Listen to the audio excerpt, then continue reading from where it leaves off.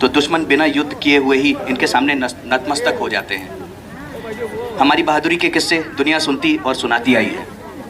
इसी बहादुरी और जोश का नमूना अब आपके सामने लेकर आ रहे हैं 311 गोरखा राइफल्स की Marshal art team.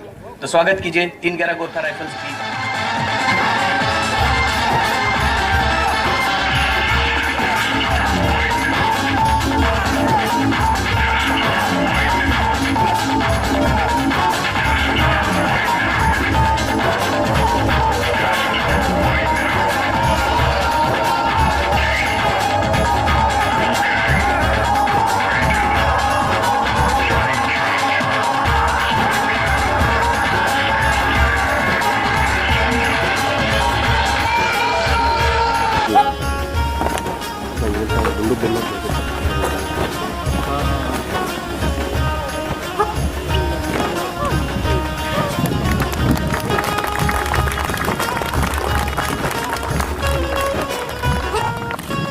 This is the initial selection of the video.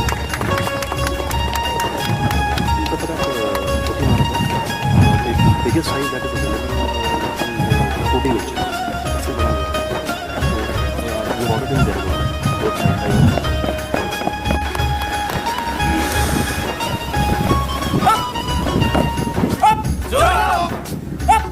मेरी जोली आगे बढ़, बढ़, बढ़,